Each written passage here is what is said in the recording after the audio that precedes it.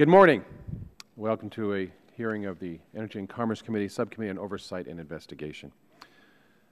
This hearing on Department of Energy Oversight, status of clean coal programs. Today's hearing will review the status of these programs. This oversight will be focused on the Department's efforts to advance carbon capture and sequestration, or CCS technologies, at coal-based power plants. Legislation and regulation in this important area should and must be based on sound scientific and economic facts. Where are we? Where are we going? When can we get there? And how do we do it? Today's testimony, which builds on our oversight work from this past October when we heard from workers and local officials whose coal-dependent communities are suffering in part because of EPA policies, will help us review exactly where DOE is today in its work on CCS. There are many questions about the current status of this technology. We are sure our panelists today will be able to shed some light on this. Answering these questions and gathering the underlying facts will help us understand how carbon capture technologies can work effectively and reliably on coal power plants. This testimony will also help the committee develop a clear and accurate record of what will be necessary, the innovation and operational experience, the economics, the timeframes to develop commercially competitive CCS for coal-based power generation.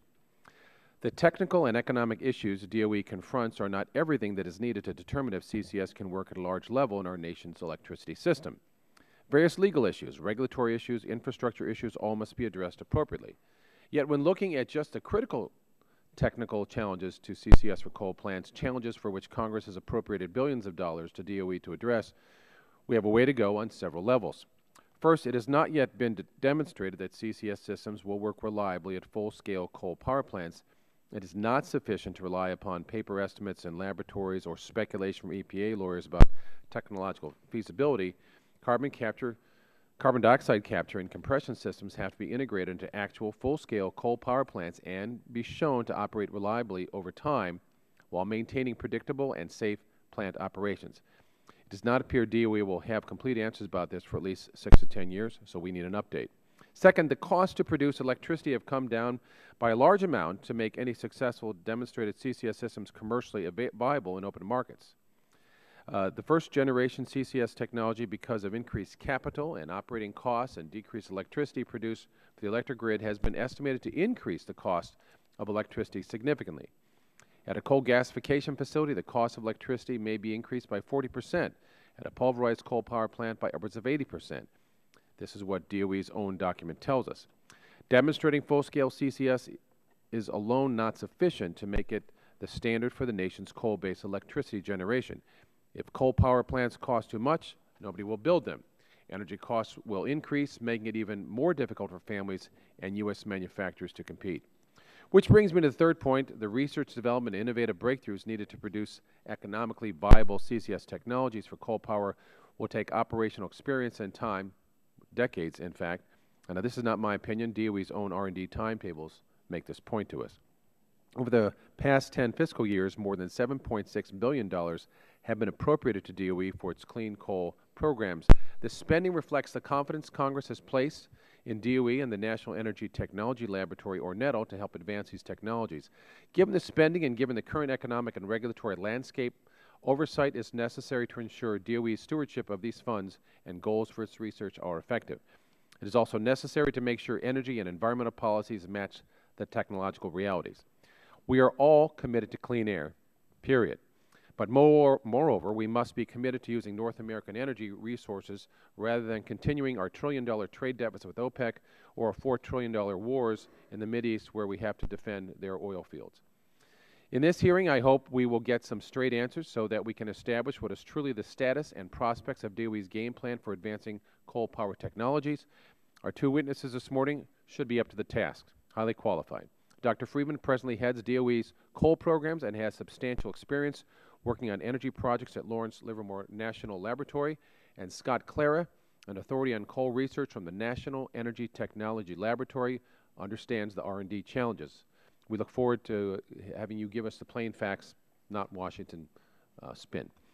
At the end of the day, straight answers will help this committee determine whether DOE is up to the task of shepherding the innovation that may dramatically advance coal-based power, both in terms of efficiency and environmental goals. But I worry that in the rush by the administration to implement new standards and regulations on coal-based power generation, the prospects for successful technological advancements are at risk. All these are questions we hope you can address today. With that, now we'll recognize Ms. Schakowsky, who's sitting in for Ms. DeGette for 5 minutes. Thank you, Mr. Chairman. I appreciate our witnesses appearing today to tell us about the progress of DOE's important carbon capture and storage research, development, and demonstration work. I often say that this Congress has an opportunity to lead this country into the future with smart action that will curb emissions and prevent irreversible climate change, but our window to take action is rapidly closing. We know that the National Oceanic and Atmospheric Administration announced that 2013 was the fourth warmest year on record, and 9 of the 10 warmest years have occurred since 2000. For decades, the world scientists have presented policymakers with evidence that climate change is happening and that human activities are responsible. Those warnings have only grown stronger with time. The president of the National Academy of Sciences has explained that scientists are now as certain about human-caused climate change as they are that smoking cigarettes can cause cancer. We need to drastically reduce our carbon emissions, and quickly. We need to make a commitment to clean and renewable sources that provide all of the jobs and energy benefits of fossil fuels without the public health and environmental costs. We also need to use the best technology available to reduce carbon emissions wherever we can. Carbon capture and storage, or CCS, is one of those technologies. CCS investments are proving that coal-fired power plants can capture a significant percentage of their carbon pollution and safely transport and inject it underground. The Kemper facility in Mississippi, set to go online later this year, will be the first commercial-scale coal-fired CCS project, but it's not the only one. There are projects in California, Texas, and elsewhere, including my home state of Illinois, that have attracted billions of dollars in private financing. Those projects are demonstrating all the individual elements of advanced CCS systems: carbon capture, compression, transport, and sequestration technologies.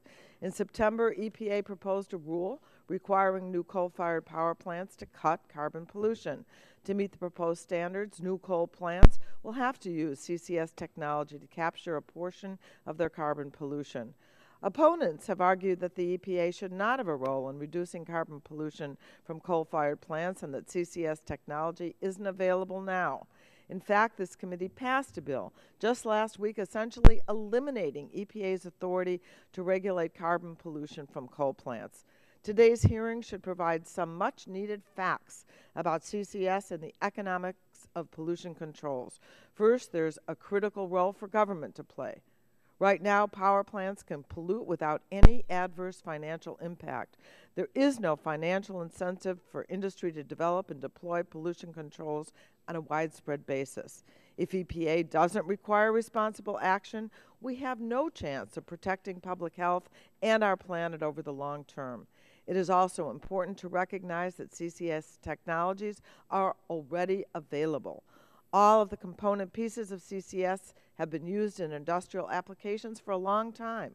Industrial facilities have separated carbon dioxide for several decades. Oil companies have transported carbon dioxide by pipeline and injected it underground for nearly 40 years. Existing DOE programs have helped apply those technologies in the power sector. Multiple demonstration projects have applied these technologies to coal plants. Several full-scale projects are under construction today, and many vendors are willing to sell CCS technologies right now. CCS is the only proven set of technologies that would allow us to cut carbon pollution while still using coal. I look forward to hear from our DOE witnesses today about their important contributions to our nation's vital effort to cut carbon pollution. And I don't know if anyone would like the remaining time. I yield back. Thank you, Mr. Chairman. Certainly yields back, and now recognize Dr. Burgess for 5 minutes. Well, thank you, Mr. Chairman. And this hearing is a perfect example of our constitutional obligation, the constitutional obligation that is required of this subcommittee. On behalf of the taxpayers of this country, we're required to do oversight. We're required to ask the questions and get the answers. Our committee authorizes the expenditure of money. The appropriators write the check. The agency cashes the check. And it's our obligation to ensure that that money has been spent appropriately for the benefit of the taxpayer of this country. Every program, every agency should come under similar scrutiny. This is not partisan. It's not political. It's basic oversight and applying common sense principles to allow the government the opportunity to work more effectively and efficiently on behalf of the taxpayer. So for over a decade, the Department of Energy has been focused on assisting industry to develop ways to reduce carbon dioxide emissions, most notably, although not exclusively, through the carbon capture and storage techniques. Research and development for these technologies has cost the federal government billions of dollars. So what did we get for the money we spent? Where does this technology stand? Are we nearing commercial viability? And if so, what is the timeline for your average generating plant to be able to acquire such technology? In Texas, many questions remain as to how carbon capture and storage will affect neighborhoods and the environment around generation plants.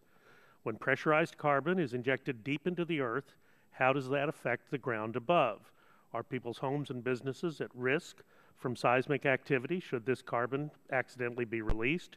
Will the Earth's surface around such sequestration attempts be changed due to the injection of emissions? The federal government must be honest and must be upfront with the American people as to the potential pitfalls as well as the benefits to such technology. So over $7.5 billion has been appropriated over the last decade for the development of clean coals technologies. We must have an accounting of every dollar and how the American taxpayer is better off by each dollar having been spent. Where has the money gone? What do we have to show for it? I hope these questions can be answered during today's hearing. With 8 demonstration projects of carbon capture and storage technology beginning around the country, 2 in my home state of Texas, how many are close to actual operation? How many are producing electricity that consumers can use today? And if they are producing electricity that consumers can use today, what effect has that had on the price for the consumer? A lot is riding on this. The federal agencies setting regulations and standards based upon these demonstration projects. We need to know where they stand. So today's hearing is the kind of oversight this committee can do and should do. It's the kind of oversight that we do best, asking questions as to how the authorizations passed by this committee are being utilized by the department and how the money the department received is being spent, and ultimately how that benefits the taxpayer. I thank the chairman for the recognition. I'll yield back the time. Gentleman yields back. Now recognize Mr. Waxman for 5 minutes. Thank you very much, Mr. Chairman. The subject of today's hearing is one that is vital for the future of coal and the climate. The development of carbon capture and storage, or CCS technologies. Investments that the Department of Energy is making in CCS will help industry produce cleaner power, help provide a market for coal as the world moves to cut carbon pollution, and help avoid a catastrophic degree of climate change. There is a long history of government investment driving private sector technological advances. Government investment led to the creation of the Internet, GPS positioning, and even Apple's voice assistant Siri. Google's search algorithm was financed by a grant from the National Science Foundation. In the case of CCS, DOE is partnering with the coal industry and utilities to build next-generation clean coal power plants, helping to create new jobs and control carbon emission. Investing in CCS makes sense because our nation and the world must reduce our carbon emissions. My Republican colleagues accuse the President of waging a war on coal. In fact, the President is trying to create a future for coal.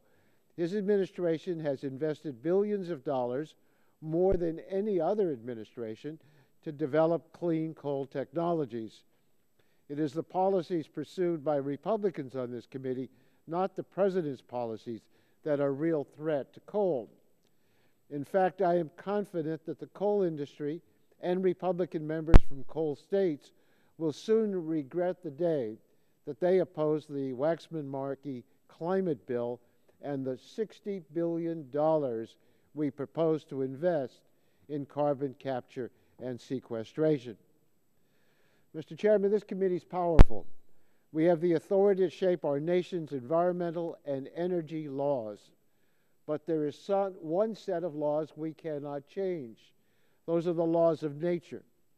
The greenhouse effect tells us that we will irrevocably change our atmosphere and cause catastrophic climate change if we continue to burn coal without developing a technology to capture its carbon emissions. That's not a bright future for coal or any of us. The DOE investments in CCS are under the spotlight now because of EPA's proposed new power plant rule. But these investments are crucially important and are starting to pay off. Later this year, Southern Company's Kemper County Energy Facility in Mississippi will begin operations and capture 67% of its CO2 emissions. DOE's $270 million investment helped to make this plant a reality and attracted billions of dollars in private financing. Opponents of CCS say the technology used at Kemper facility is too expensive, but the cost of virtually all new technologies decrease over time with experience, continued innovation, and economies of scale. We've seen that repeatedly under the Clean Air Act with scrubbers, NOx controls, and mercury controls. The expert witnesses today will tell us that they expect to see similar cost reductions with CCS technology. In contrast, the cost of climate disruption are only going to get worse, much worse, if we don't act now to cut carbon pollution. Our choice is a simple one. We can do nothing while coal plants continue to spew dangerous emissions into the air, endangering the welfare of our children and our planet. Or we can develop the new clean energy technologies of the future. The President and DOE Secretary Moniz have made the right choice. Invest in CCS. Our choice should be to support them in this effort. Mr. Chairman, yield back to my time. Chairman yields back. I'd like to now introduce our panel today. Dr. Julio Friedman is the Deputy Assistant Secretary for Clean Coal, Office of Fossil Energy at the Department of Energy. In this capacity, he's responsible for the DOE's research and development programs in advanced fossil energy systems, large demonstration projects, carbon capture, utilization and storage, and clean coal deployment. Before assuming his current position, Friedman was Chief Energy Technologist for Lawrence Livermore National Laboratory. Scott Clary is accompanying Dr. Friedman today, and he is currently the Acting Director of the Department of Energy's National Energy Technology Laboratory, where he is responsible for managing the day-to-day execution of all aspects of the lab's mission. He has 22 years of federal government experience with NETL and its predecessor organizations. I'll now swear in the witnesses. You're aware the committee is holding an investigative hearing, and when doing so, it has the practice of taking testimony under oath. Do you have any objections to testifying under oath? Both witnesses say no, and the chair then advises you that under the rules of the House and rules of the committee, you're entitled to be advised by counsel. Do you desire to be advised by counsel during testimony today? Both waive that. In that case, if you would please rise and raise your right hand, I'll swear you in. You swear the testimony you're about to give is the truth, the whole truth, and nothing but the truth. Both witnesses answer in the affirmative, so you are now under oath and subject to the penalties set forth in Title 18, Section 1001 of the United States Code. You may now each give a 5-minute opening statement. Dr. Friedman will begin with you. Thank you, Chairman Murphy, Ranking Member Schakowsky, Ranking Member Waxman, and other members of the subcommittee. Thank you for this opportunity to speak to you today. It's really an honor and a privilege. By way of introduction, I'm the only Julio Friedman you will ever meet, and was recently appointed by the to be the Deputy Assistant Secretary for Clean Coal in the Office of Fossil Energy. This is my second time testifying before this committee, my first time in this role. Prior to that appointment, I served as the Chief Energy Technologist at Lawrence Livermore National Laboratory, where I coordinated and managed energy research programs across the laboratory. I've also worked in industry, 5 years at ExxonMobil in Houston, and in academia as part of the faculty at the University of Maryland. I'm joined today by Mr. Scott Clara. He is the acting director of our National Energy Technology Laboratory, the only government-owned, government-operated laboratory with a sole mission on fossil energy. Mr. Clara is responsible for the execution and management of the programmatic work here, where he's served the nation for over 20 years, following a 7-year stint in industry. We appreciate this opportunity to discuss the Department of Energy's coal research and development activities and carbon capture and storage in particular. It's worth noting that although I am the Deputy Assistant Secretary for Clean Coal, carbon capture and storage technology is not a coal technology per se. It is an environmental technology whose job is to reduce carbon dioxide emissions. It has special relevance and importance to the coal-powered systems in this country, in particular the existing and future coal fleets. In that context, the Department of Energy continues to play a leadership role in the development of clean coal technologies with our focus on carbon capture and storage. As part of this, in December, the Department released an $8 billion draft loan guarantee solicitation to promote the early deployment of innovative fossil energy technologies and projects that reduce carbon emissions. This solicitation is added to the already $6 billion the Obama administration has committed to clean coal technologies.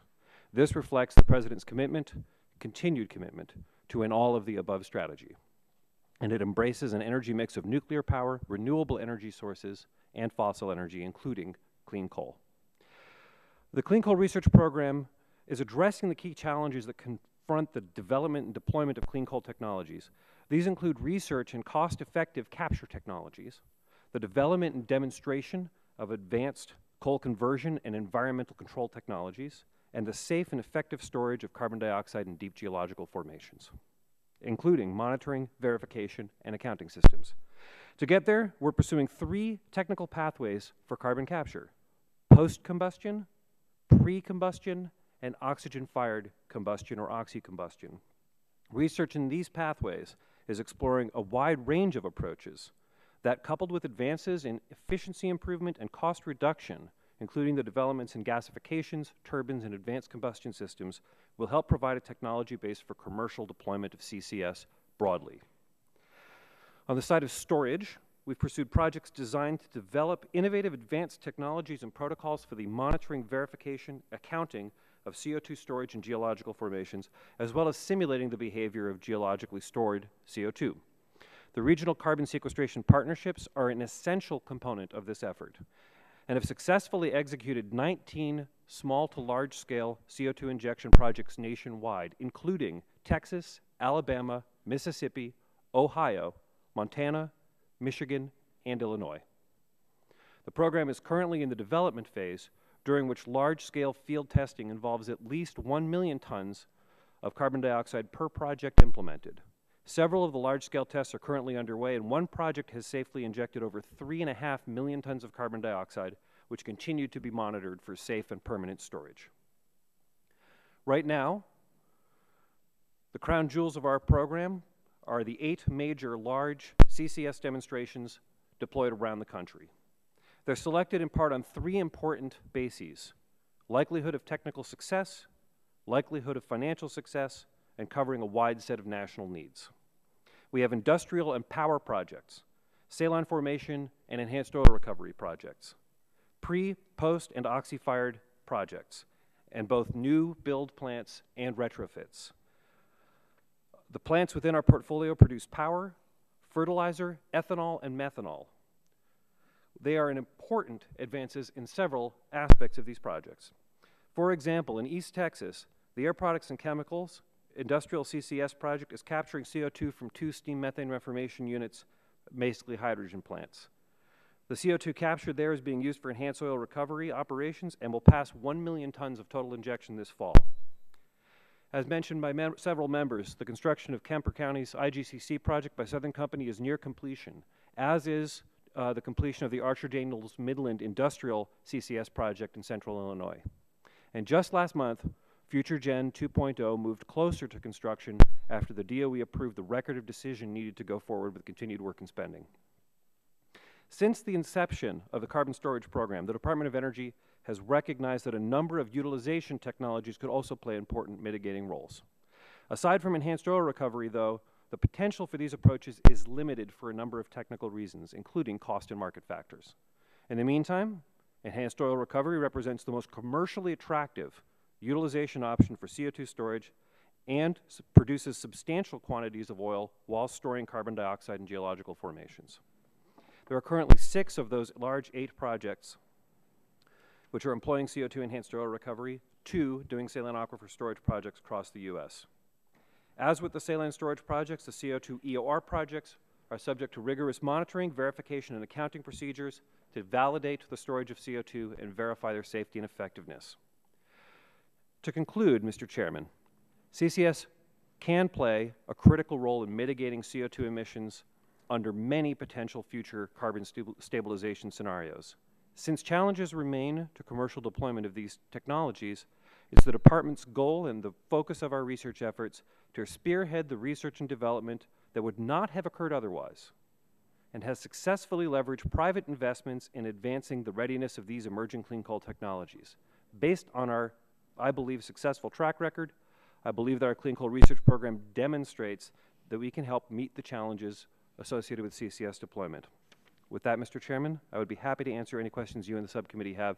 Thank you for your attention. Thank you. Mr. Keller, we understand you're here to answer questions but not to provide an individual statement, so thank you. So I'll recognize myself first for 5 minutes. Dr. Friedman, thank you for that testimony. DOE's Fossil Energy Office is responsible for overseeing all of DOE's research and development and demonstration work for clean coal technologies. Am I correct on that? Yes, sir. Thank you. And you are the person in charge of the clean coal work and report to the Assistant Secretary, correct? That is correct. Okay. The project and research evaluations funding recommendations come from your people, your team. Is that right, too? Yes, in partnership with NETL. Thank you. And Mr. Clare, quickly, I know and respect the National Energy Technology Laboratory, but for the record, NETL brings the science, the technical, and engineering expertise to DOE's programs, and your people do the research and development and conduct day-to-day project management. Is that correct? Correct.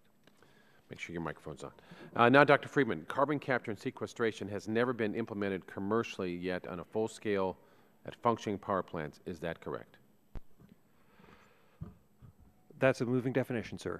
But so far, you're anticipating it's going to happen, but it hasn't happened yet. Am I correct? No, again, it's a moving definition. What does that mean? For example, we have deployed carbon capture and storage at the Beulah gasification facility for over 30 years, and done carbon capture and storage from there for enhanced oil recovery for over 10 years. That produces high-quality natural gas, which goes into a pipeline that powers power plants. Right. All right. I'm talking about commercial. Are those commercial plants, research plants? No, that plant has been in commercial operation for 30 years. Okay. I'm talking about a coal power plant. That is Burns North Dakota Lignite, sir. Yes, it's a coal plant. Now, there presently are 5 coal power demonstration projects supported by DOE funding. Is that correct? Yes, 5 power projects.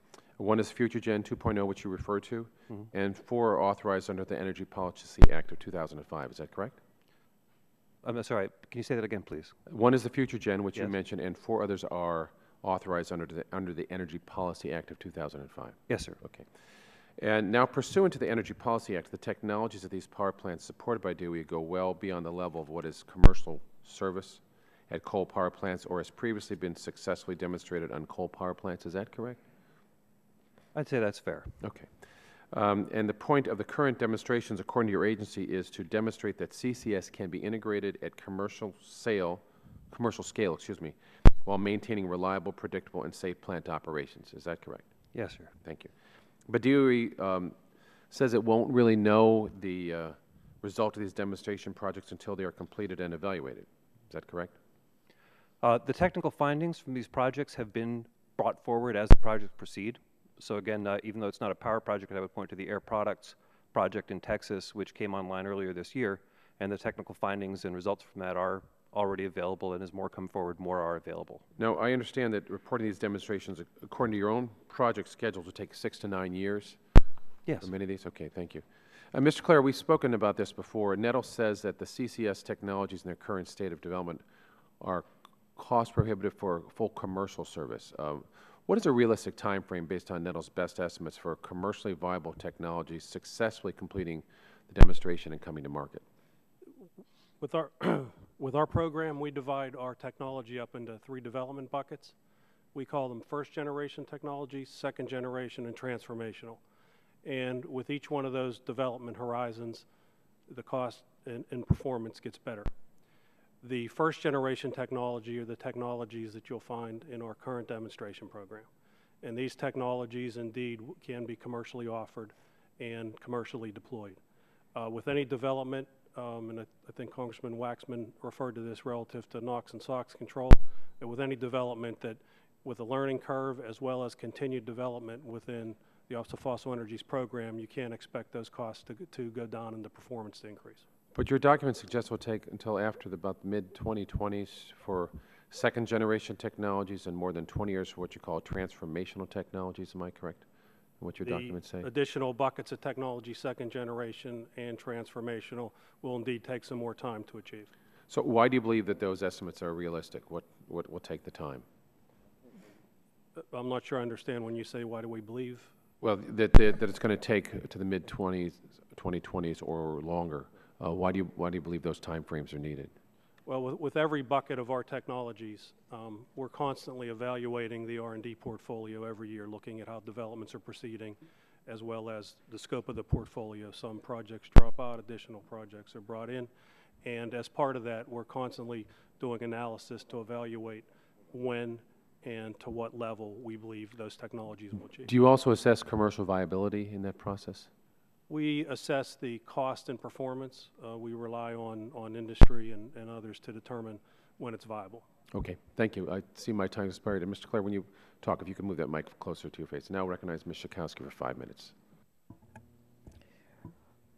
I wanted to underscore something you said. You said that there is CCS technology in play, used right now commercially, and has been for several years. Is that true? Yes, it is. There is commercially available technology that can be sold by a wide number of vendors, U.S.-based and international, and with the heavy equipment manufacturing made in this country. Pursuant of the earlier conversation, most of those technologies have been applied to industrial facilities. For example, the Beulah site is a synthetic natural gas plant. But in point of fact, the same technologies have been demonstrated around the world in other coal-fired facilities. And would that technology fit into bucket one? Yes. Is that what you're saying? First generation. Okay. And Yes, to ma'am. what extent does that reduce then the carbon pollution? I mean, you're saying that we want to get to the third generation, but Right. So that actually varies by site and by plant. Some of the plants, for example, the Beulah one I mentioned before, basically acts as about a 50% decarbonization. Other plants we have seen, we believe, for example, the Air Products plant is essentially 90% decarbonization. We believe Future Gen will be effectively 100% decarbonization when it's active. But it depends on the technology, it depends on the plant, it depends on the type of coal used. And has to be calculated as such.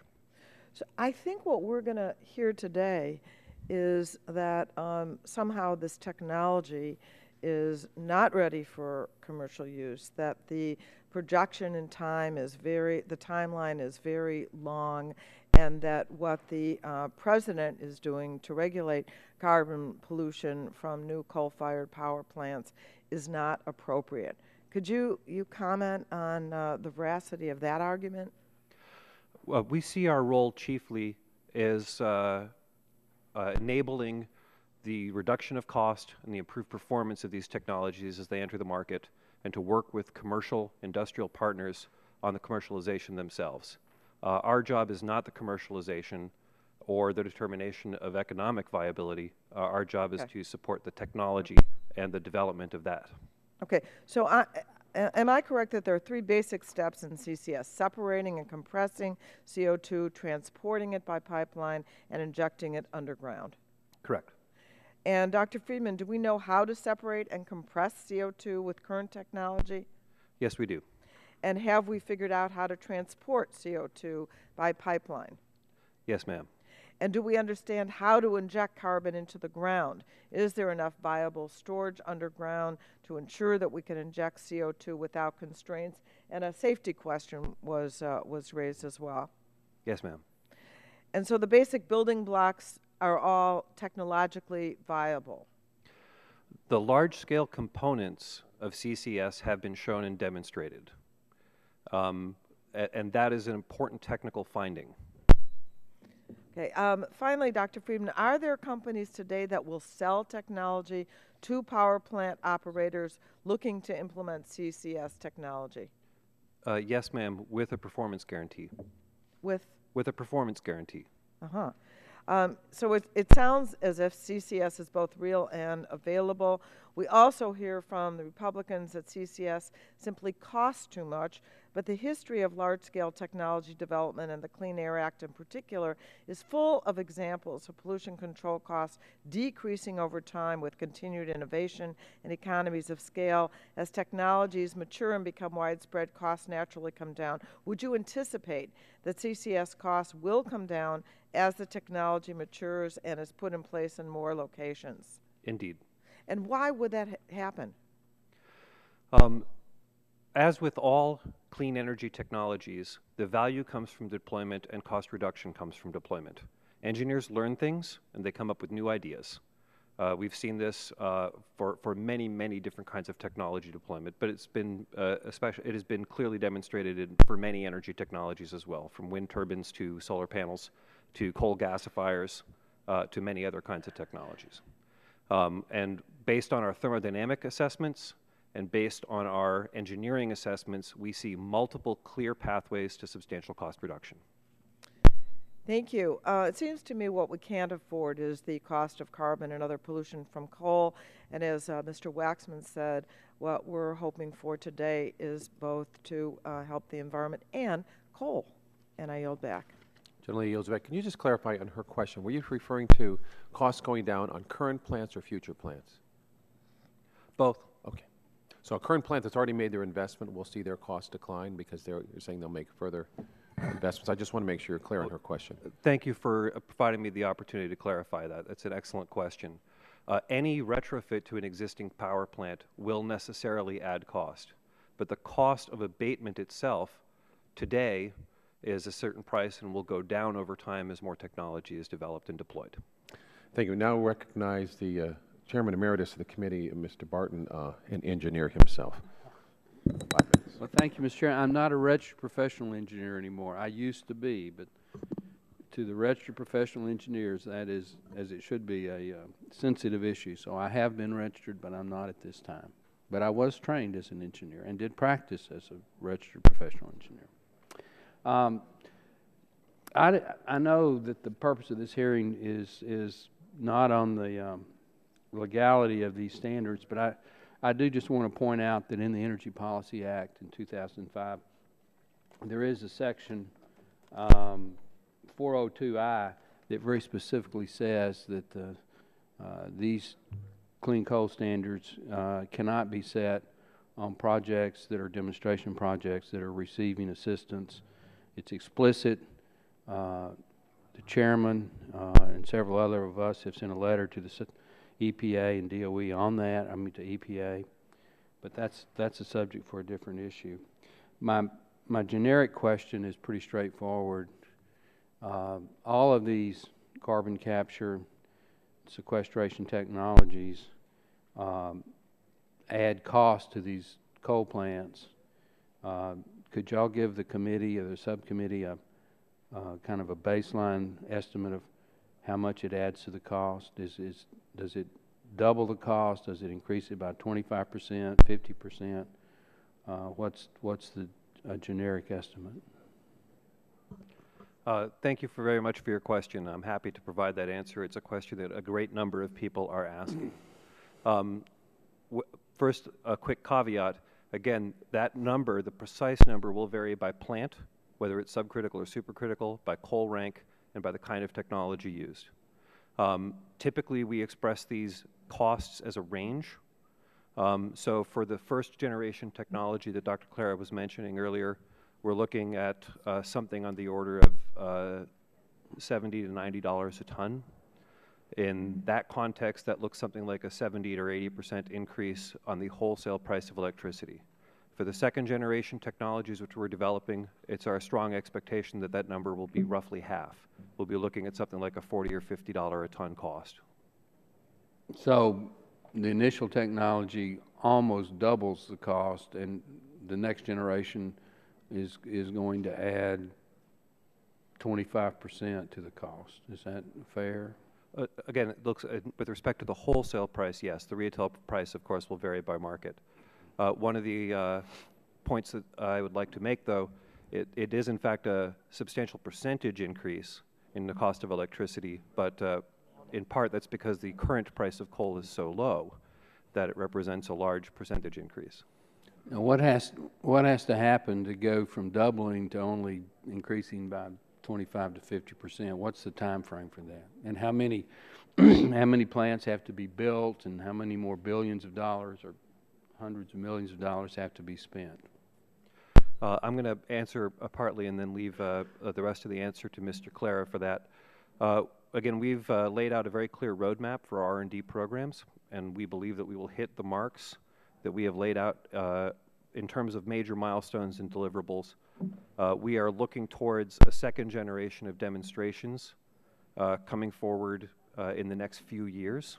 They would be completely deployed and the learnings provided back to the public about the middle of the next decade, 2022 to 2025 timeframe.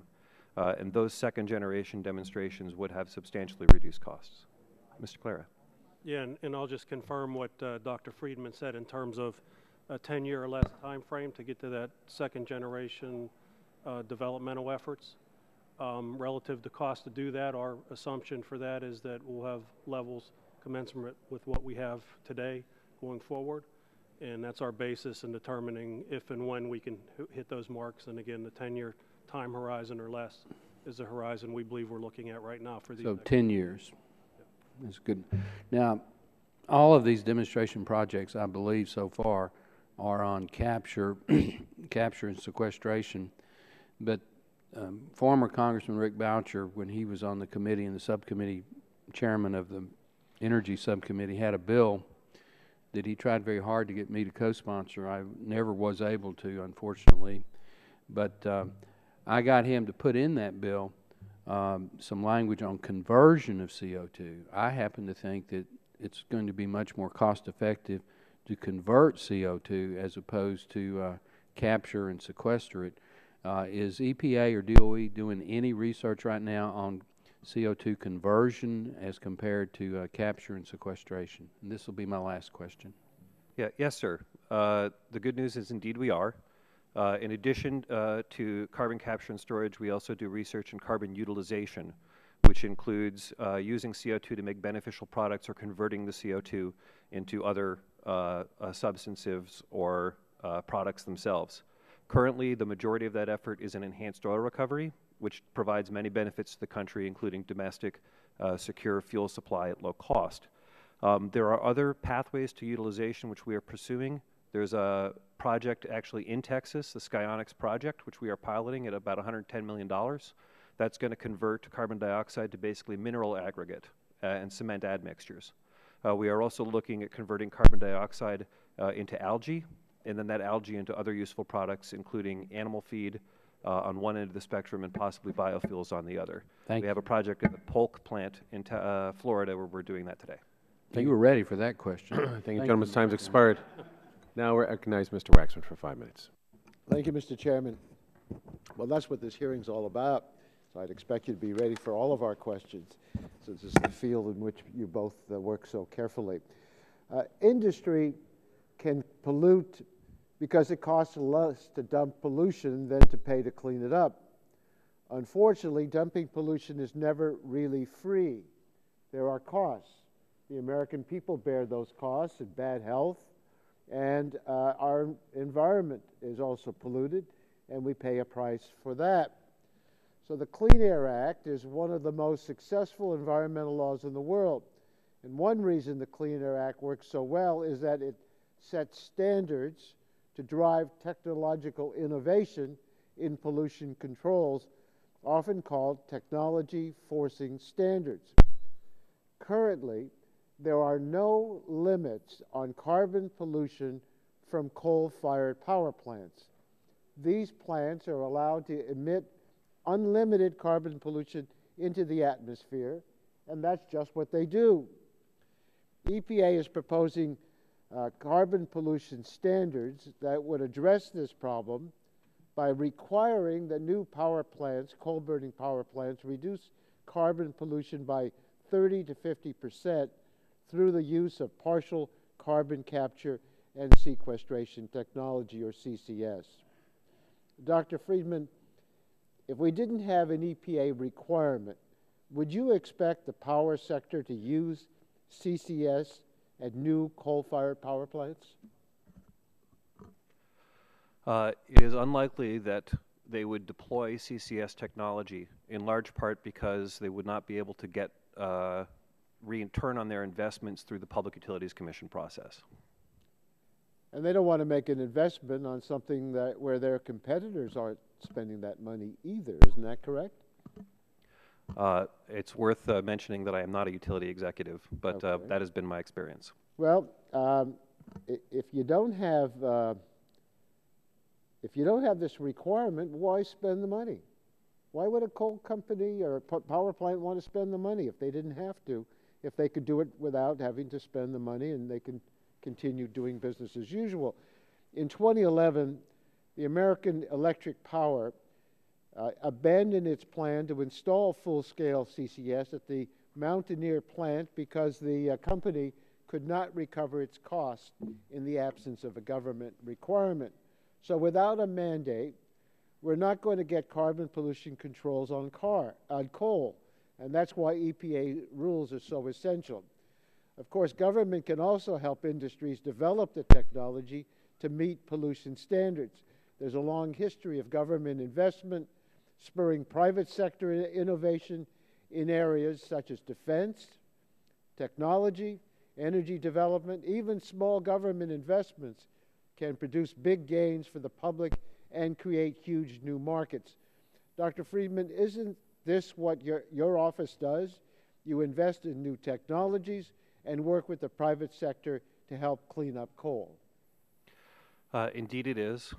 We spend our appropriations with the purpose of developing this technology, demonstrating its validity, and helping commercialize it in partnership with both utilities and heavy equipment manufacturers and other industrial partners. Besides CCS, what are some examples of pollution control technologies for coal or coal efficiency technologies that DOE has invested in and helped bring to market? One example is the TRIG gasifier. The transport gasifier was developed as a partnership between Southern Company and the Department of Energy over the past 30 years. That is the core technology in the Kemper County demonstration, and we have helped bring that from pilot reactor scale up to large-scale commercial demonstration. Another example is a coal drying technology. This was funded actually between 2000 and 2004 in North Dakota with the Coal Creek plant, in which the lignite drying was used to increase the efficiency of the power plant output, and did so between 2 and 4 basis points on the plant. So you had SCR and more efficient boilers, is that right? SCR is another technology which desulfurization and denox technology, mercury technologies are all technologies which the Department of Energy has supported over the years. So we have a long record of DOE's investments and EPA standards that work hand in hand. For example, DOE funded the first U.S. demonstration of a technology, this SCR, the selective catalytic reduction, which was ultimately used to comply with EPA's NOx standards in the 1990s. The same is now true with CCS. DOE has helped develop the CCS technologies needed to reduce carbon pollution from new coal-fired power plants, and now EPA has proposed reasonable standards that will take advantage of these demonstrated technologies to reduce carbon emissions. Dr. Friedman, what are the other advantages of these government investments? Do you think there will be a global market for American CCS technologies? Quickly. Indeed, we're already seeing that. We are seeing companies around the world, most notably in Japan and in China, which are interested in United States technology that is considered clean coal technology, both because of high efficiency and because of potential for carbon capture. So it's good for American business. We can export this technology. Gentleman's time's expired. Well, I want to I at least think- go as long as my colleague. I think that would remain to be He seen. went over 55 seconds, so we'll. So I think we ought to celebrate the ability of the new technologies to go along with these standards, because it's going to be a win-win proposition. Thank you, Mr. Chairman, for your indulgence. We'll get the facts. You're welcome. I now recognize Dr. Burgess for 5 minutes. Thank you, Mr. Chairman. Again, thanks to our witnesses for being here and being so thoughtful in your preparation and your answers.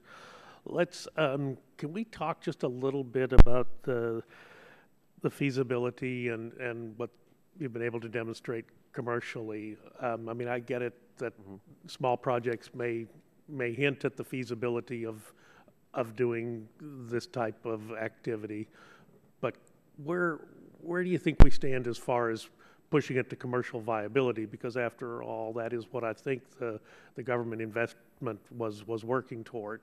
Not just an interesting experiment, but something that will actually work. So can you give us a sense of that? Feasibility versus commercial viability? Absolutely. Thank you for your question. And again, this is a core question which is asked of the CCS community regularly. I'm happy to provide some clarification. As I mentioned before, this first generation CCS technology is commercially available today. You can call up a number of U.S. and international manufacturers and they will sell you a unit at a large scale for capture of more than 1 million tons per year. In fact, a number of our large projects, for example, the Petronova project in East Texas, run by NRG, in fact, is using a commercially available post-combustion capture technology unit. That procurement we expect to happen this year after they reach financial closure. What, now do you have any projection for the return on investment, say for that NRG project in East Texas? Thank you. I'm very happy to answer that question. And again, this is an important one. And it will take just a moment to answer, so please bear with me. We consider it an important function of the Department of Energy and as a government public goods return to help fund the first-of-a-kind project. First-of-a-kind projects are not projects which bank will finance, ever.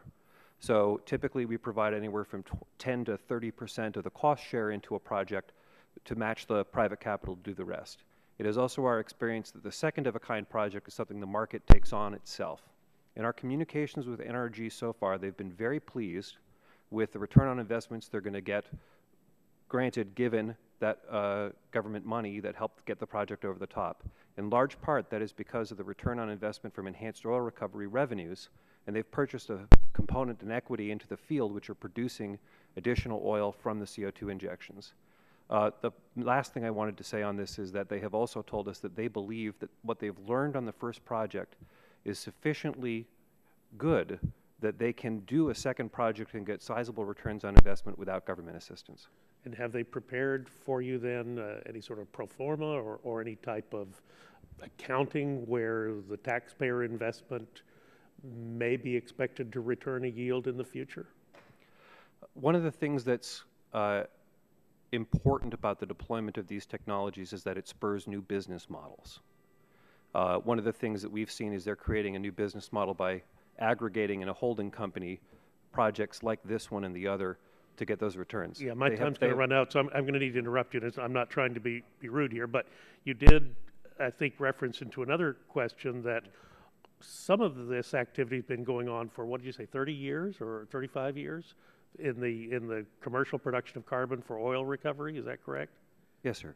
So at what point, it's been 30 or 35 years, at what point can we expect to see a return on investment if there is in fact a commercial application for recovered carbon dioxide? For most applications in the power sector, which is the area of greatest concern, I believe, to this committee, there is still a gap between how much you can sell CO2 for in post-combustion and how much it costs to deploy. A typical CO2 offtake agreement for enhanced oil recovery is between $30 and $40 a ton. Typical post-combustion capture is between $70 and $90 a ton, and you can't make that up on volume. No, you can't. So that's part of the basis on which we continue to develop low-cost technologies. Again, I'm going to interrupt you because I need to go in another direction very quickly. I mean, we're my home state of Texas, energy production is a big deal. There are some concerns surrounding a different type of energy technology and energy production with recent effects on seismic activity. Now, the head of the Texas Railroad Commission came and talked to us in 2005 and said the state of Texas was going to take title to the carbon that was being sequestered at one of the projects. How important is that a state take that title to that compound, and then I guess the inference in that is the state would then have the liability that would not be borne by the industry? We continue to do work with the Bureau of Economic Geology, which is in close partnership with the Railroad Commission in Texas. We have a number of programs in our house which look at the potential risks associated with CO2 leakage, events like seismicity, and how to manage those and monitor it well. The questions of long-term liability are ones which still remain open. There are many, many potential policy pathways to manage transfer of liability and these sorts of issues. At this point, I believe that mechanisms like the one you described were put in place in part to attract industry, to find ways to make it more advantageous and more possible in a state such as yours in Texas to execute CCS projects.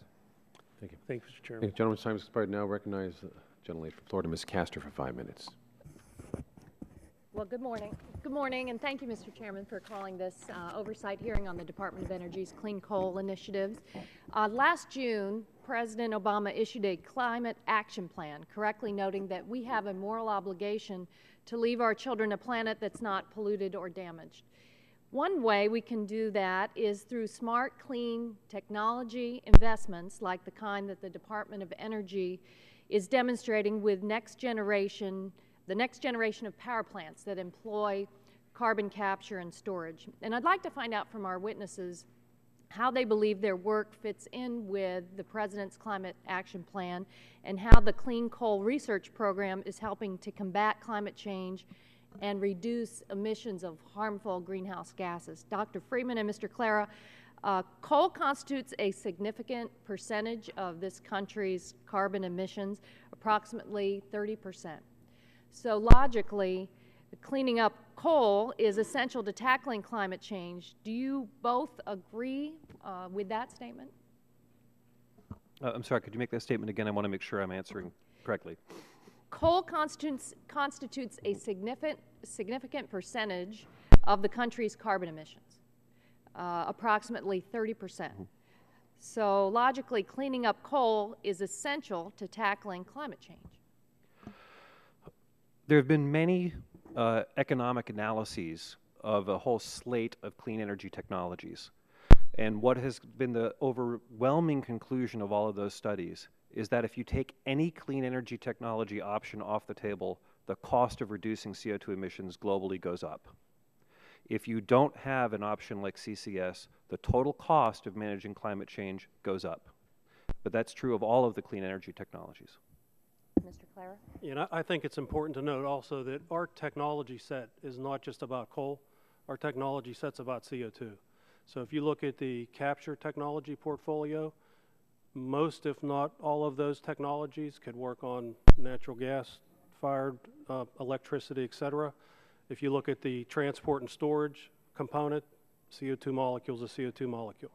So the importance here is that the portfolio is truly a global portfolio that could impact future CO2 emissions.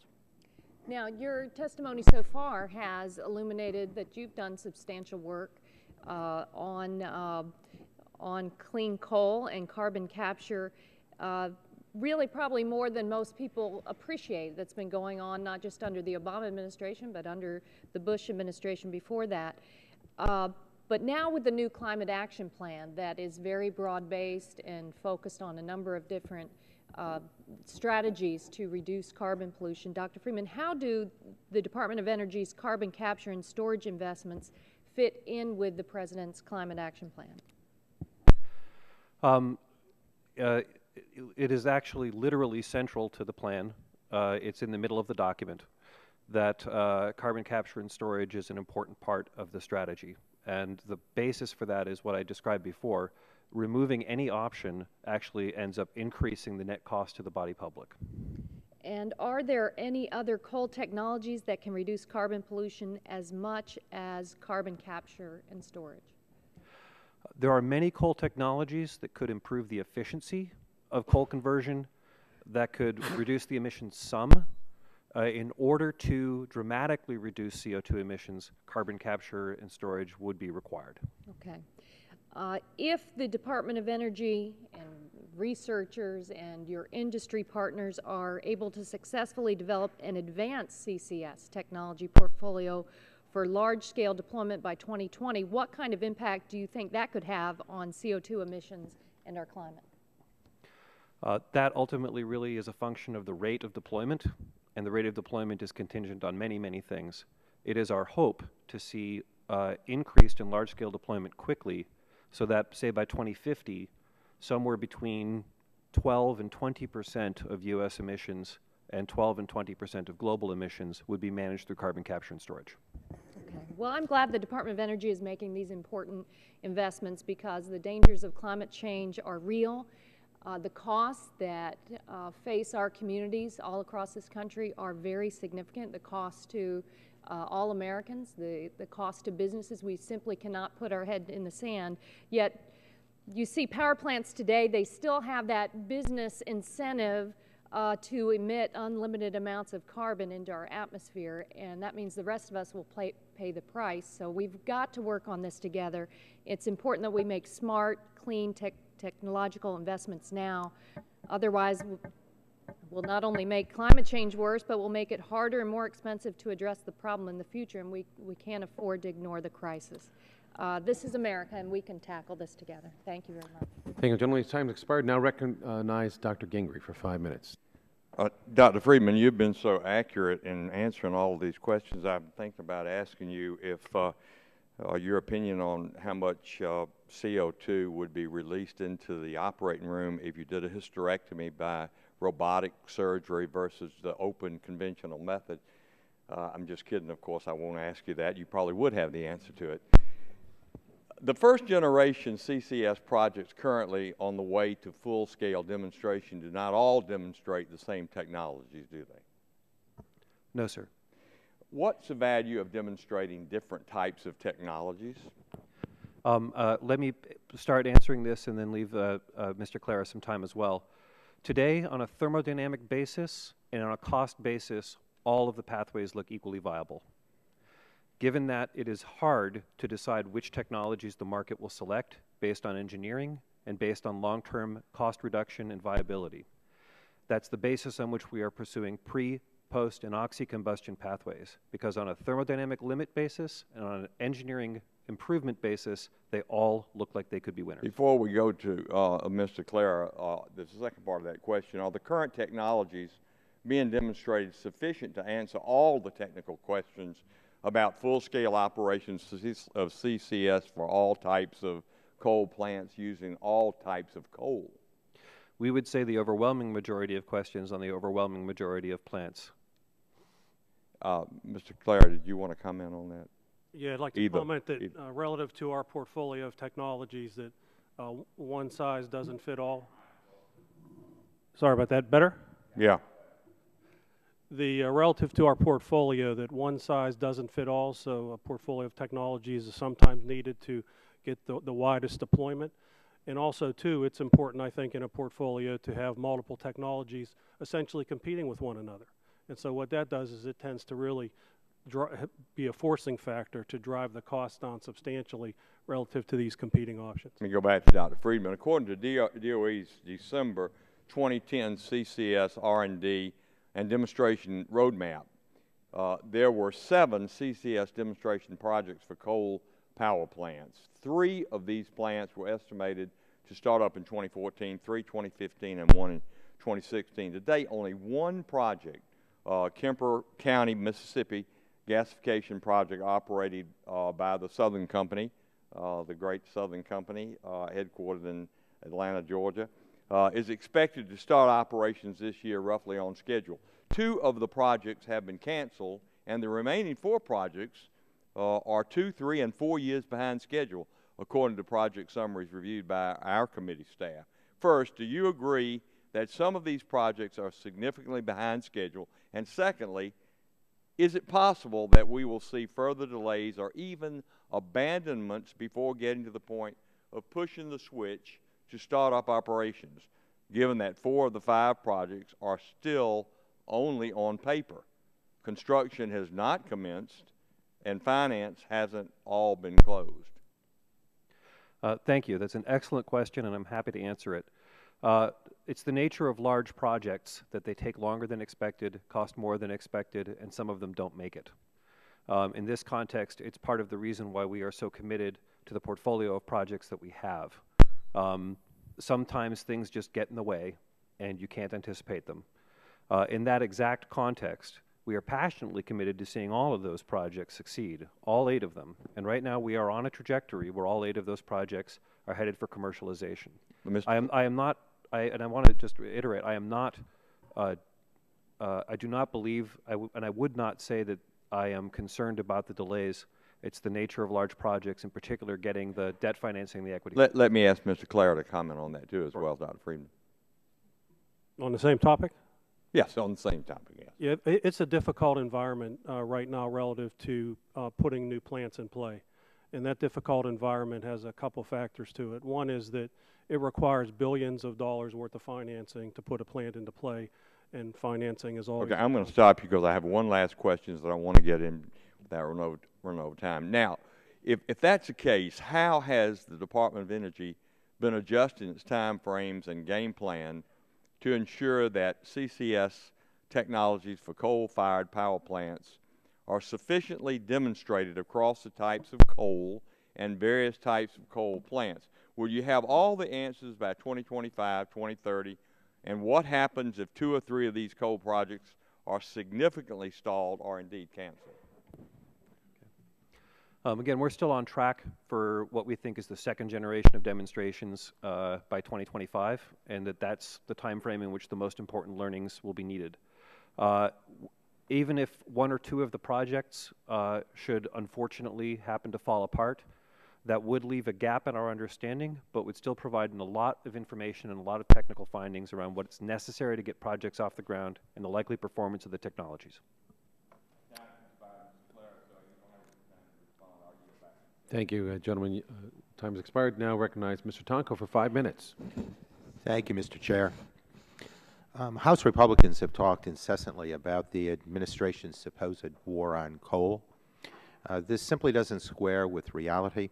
The fact is the Obama administration has invested billions of dollars in projects with industry partners to advance technologies for coal-fired power generation. DOE's CCS investments, along with the EPA's proposed carbon emission rules for electric plants, will assure that coal has a way to remain viable even as we have carbon pollution and avoid catastrophic climate change. That being said, Dr. Friedman, how do you react to the allegations that the administration is waging this war on coal? You work with the coal industry on a regular basis. What is your relationship with the industry like? It is both my pleasure and my privilege to work with the coal industry, which contains some of the best minds and the best businesses in the United States. And I continue to believe that coal is actually a required part of a vibrant American economy and part of the future. In this context, the work we're doing on CCS is critical. It is a key pathway forward for a sustainable, low-carbon energy future with an era of abundance of fossil energy that we live in today. Thank you. And Dr. Friedman, how important do you think DOE's CCS investments are for the future of the coal industry? Again, it's very hard to achieve climate change goals and deep emissions reductions in the fossil energy sector without CCS. Secretary Abraham in 2002 called it basically a sine qua non technology. It's a technology which we simply need to have. Mm-hmm. And DOE invested some $270 million, I believe, in the Kemper facility. $270 million, sir. Right. Yeah. In the Kemper facility that's set to come online later this year. How much private capital was added to that DOE initial investment? I believe that at this point it's up to about $4.5 billion total. $4.5 billion. Yes, sir. Well, that's an immense investment to new coal spurred by DOE funds. And according to Southern Company's subsidiary, Mississippi Power, the project is creating nearly 12,000 direct and indirect construction jobs and will create over 1,000 direct and indirect permanent jobs. Dr. Friedman, DOE has also invested $450 million in the Summit Texas Clean Energy Project. How much private financing was added to DOE's investment in that given project? Okay, so the money we have committed to Summit is a commitment. It has not yet been spent, but it has it is close to financial closing. It has not yet closed financially. It is our expectation that we will ultimately lever about $3 billion of foreign direct investment into that project. And again, according to the company, my information is that the project is expected to create up to 2,000 direct construction jobs and 150 direct permanent jobs. So what do you think these projects tell us about the future of CCS? Are private financiers going to invest billions in projects like this if they don't see them as viable or profitable? Again, a critical finding from the Department of Energy's work in all energy sectors is that we cannot attract investment in the first plant absent government support. Once the first plant is built and demonstrated and improvements are made in engineering, business model, and financing, then the second project and the third project can get done by the private sector. Absent that initial federal investment, the project won't get built. Mm-hmm. We're focusing on CCS today, but there are other ways to reduce carbon emissions through increasing the efficiency of coal-fired generation, and Representative Waxman, I believe, asked you a bit about that efficiency. What level of efficiency improvements are being targeted by your research program? We are basically looking to make, for the most part, incremental improvements in the efficiency. For people who aren't engineers, a 1 or 2% plant efficiency sounds small, but it's not. It's actually a big improvement on the output of the plant. Just a couple of basis points actually is big. For individual components of the program, for example, sensors and control systems, advanced manufacturing, these sorts of things, for the most part, can improve the existing fleet each a couple of percent. I note I've used up my 5 minutes, so with that I'll yield back, Mr. Chair. Thank you. Just to clarify what you said, you said $270 million. Was that what you're? For the Southern Company project, yes. The energy, and I think there was also some investment tax credits, $130 million or so. So the $130 million of investment tax credits are set to lapse in May because of the delays associated with the project. So they will not get that investment tax credit? We are still in discussions with the IRS, but at this point, no, they would not be eligible to receive those investment tax credits. And just can you follow up? So the initial cost, I think, were $1 billion. Now it's $4.5 to $5 billion. They're talking about the plant costing. I think the original plant costs were more like $2 billion, but yes, there has been substantial increases in the cost of the plant. Thank you. Just thank you for clarifying that. Now recognize Mr. Scalise for 5 minutes. Thank you, Mr. Chairman. Appreciate you holding this hearing, and I want to thank our two guests for coming from the department. The 2010 report on Interagency Task Force on Carbon Capture and Storage, I believe that was both Department of Energy and EPA that put that report together. But it notes that existing CO2 capture technologies for coal-based power plants, quote, are not ready for widespread implementation, primarily because they have not been demonstrated at the scale necessary to establish confidence for power plant application, close quote. And the DOE goal of developing systems that result in a less than 10% increase in the cost of energy by 2015 is still at a conceptual stage. We had Kemper here before our committee talking about some of the challenges that they're facing in kind of being that first company to come out and do this. I think y'all recognize that we still don't have a replicable model. It seems like there's a difference between Department of Energy and EPA on whether or not you've got one plant being built, how their experience is working, especially with the uniqueness of their location to energy sites, where if you can use that carbon captured to go do enhanced oil recovery, which is definitely something that's important to our state in Louisiana, Texas, other states. But if you don't have that same proximity, then the viability isn't the same either. And do y'all recognize that, especially when you're looking at whether this facility is a replicable facility? So because it's been brought up twice, let me mention that Mr. Clara was an important contributor to the 2010 report. I would be remiss if he didn't have a chance to at least speak to it. But to the pursuant of your question, the technical availability is independent of the economic viability. And we, in fact, have, you can deploy the same technology in Illinois where there is not enhanced oil recovery opportunities as you would deploy in Texas. The return on investment would vary, and part of the goal is to find ways and pathways that we can pursue to reduce the cost so much that the local increase in cost of electricity is as low as possible. Well, and I'll let Mr. Clara give his answer first, and then I want to get into that increased cost of electricity, because at the end of the day, consumers are concerned as people are out advancing new technologies. We all promote the advancement of new technologies, but you've also got to be concerned about the impact on consumers when they talk about whether or not it's going to increase their household electricity rates. That's their main concern, and clearly we're seeing increases in a number of these areas on the amount people pay for their household electricity. That affects lower income people most, and yet that's one piece of the equation that I'm not sure if EPA is really that concerned about right now. But Mr. Clara, if you wanted to. The purpose of our demonstrations is indeed to get us over that hurdle of proving the technologies at a commercial scale. And you mentioned the cost issue. These projects are first of a kind, and as Dr. Friedman indicated, that's why the government investment is so important, to get them up over that hurdle.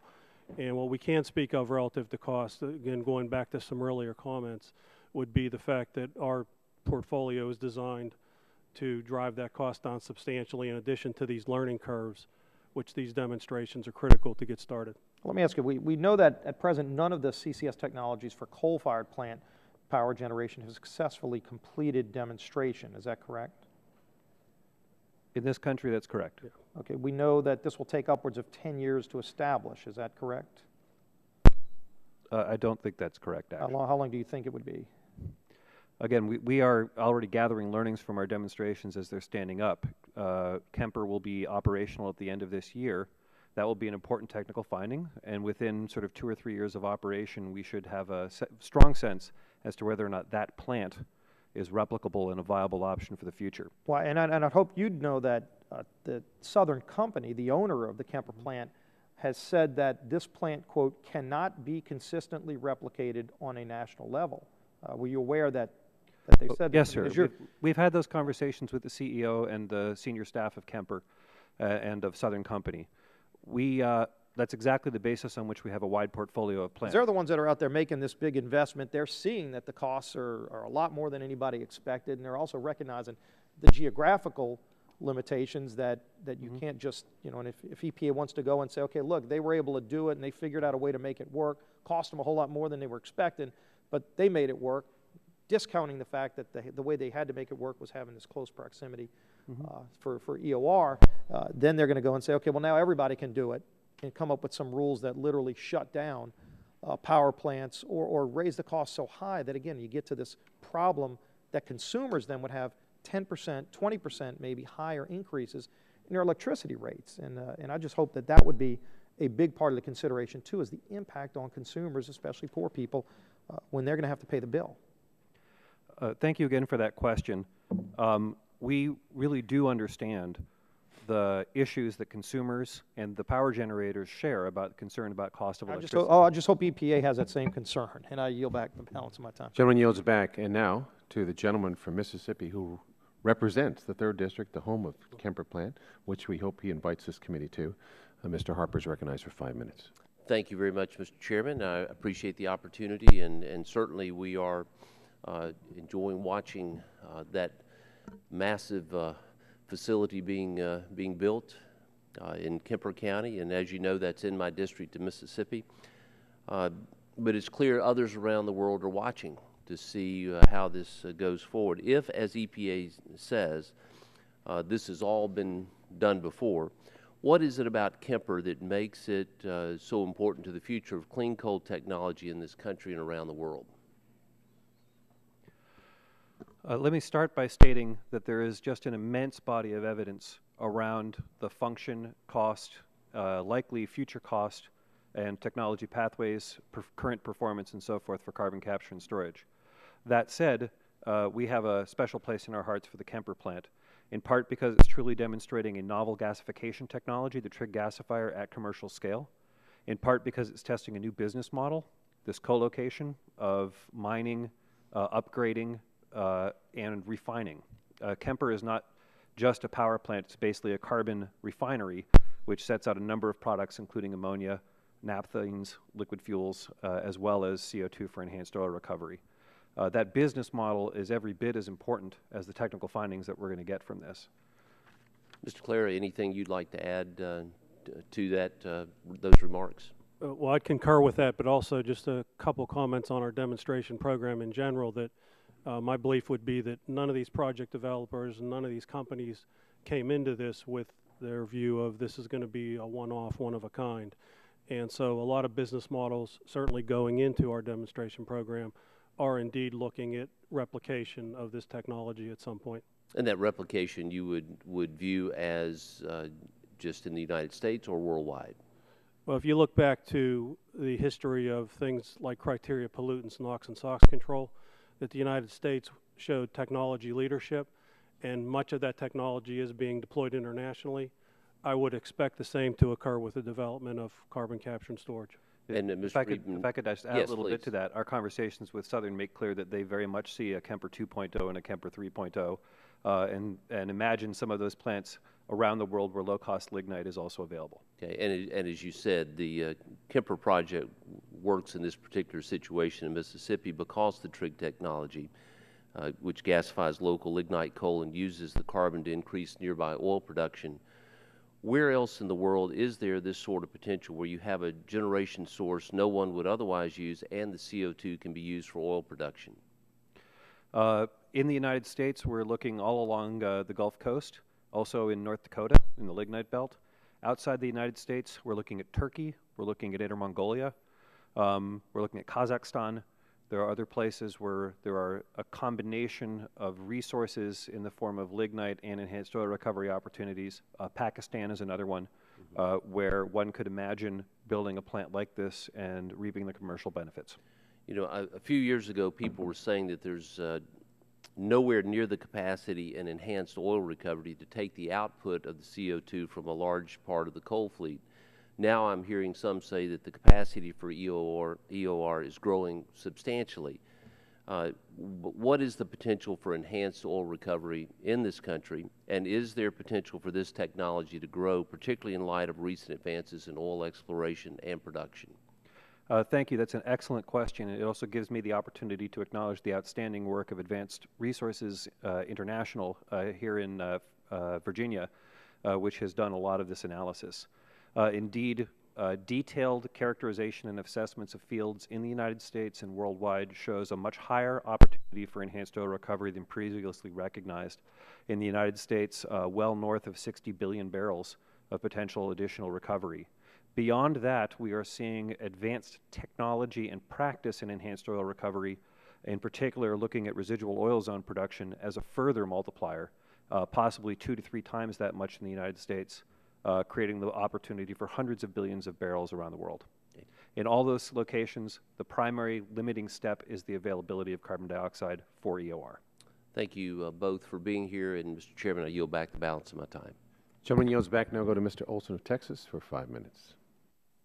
I thank the chair and welcome to Dr. Friedman and Mr. Collado. Back home in Texas, we have a saying you probably have heard. Always put the horse before the cart. The research y'all are doing with CCS is the horse that makes CCS viable in the free market. You're pulling the cart. Unfortunately, EPA is using research as a model for the entire country that CCS is viable. That's putting the cart before the horse. It's not viable. And Dr. Friedman, you testified with Ms. Tchaikovsky that your job is not to determine viability, just the science of it. I'm glad to hear that you brought, but there are pockets of viability here in America for CCS. They're in Texas, in my district outside of Houston.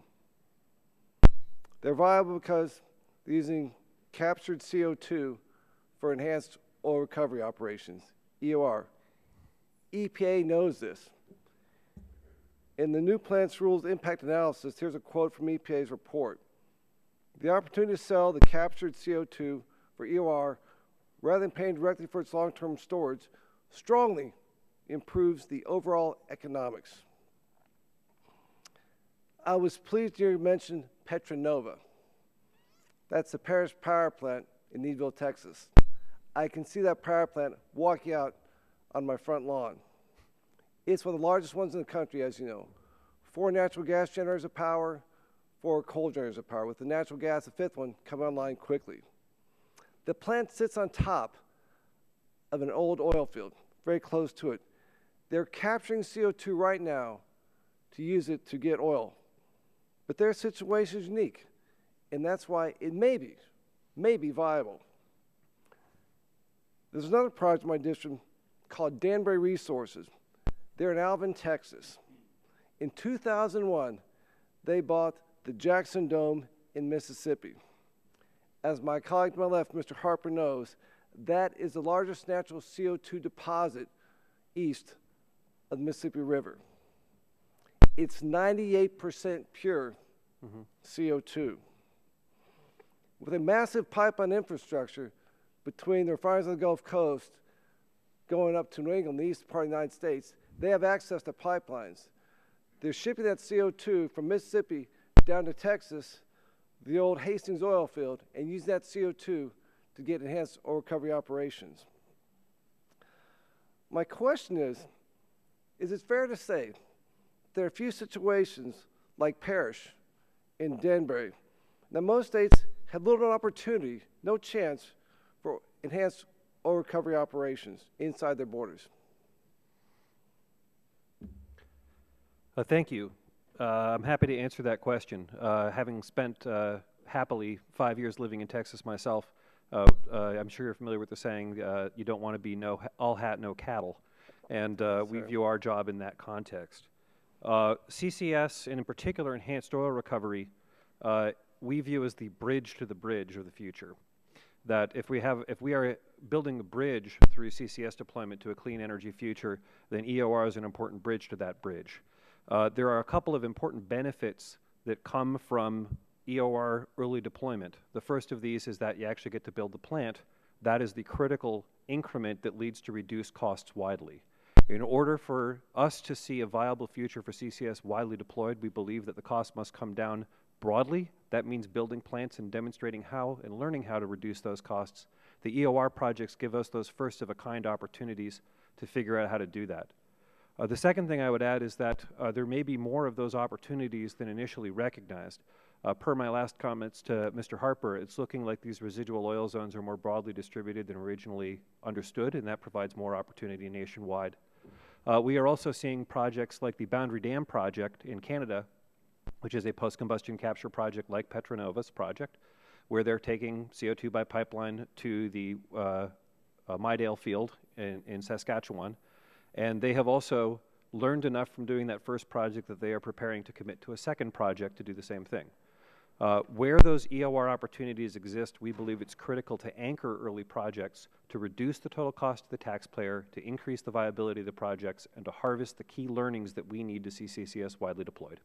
Yes, so it sounds like they're rare. You have to have some sort of confluence with power generation, with some sort of structure near the power generation to get CO2 to use for enhanced oil recovery operations.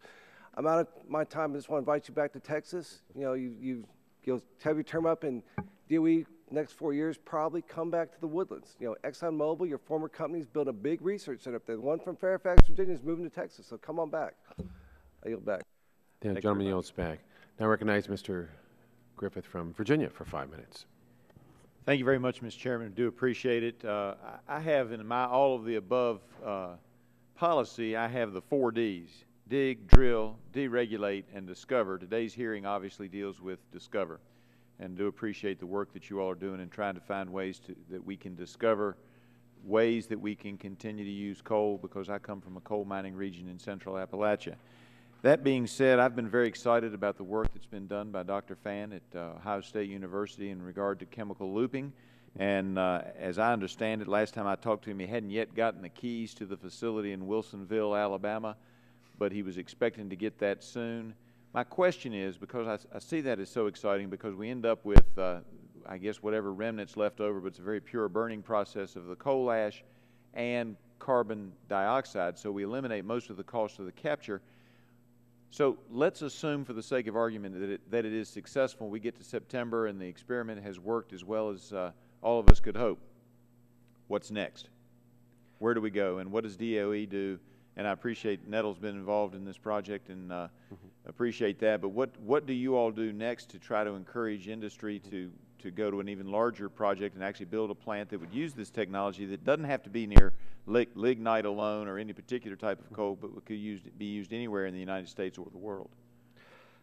Again, thank you for that question. And again, because Mr. Clara's organization does so much of that, I'll make sure he has time to answer in part.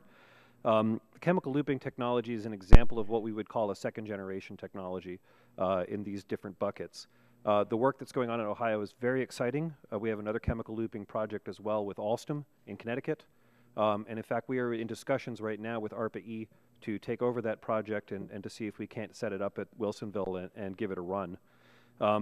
There are a series of technical challenges that come with association of scale-up, demonstration, and so forth.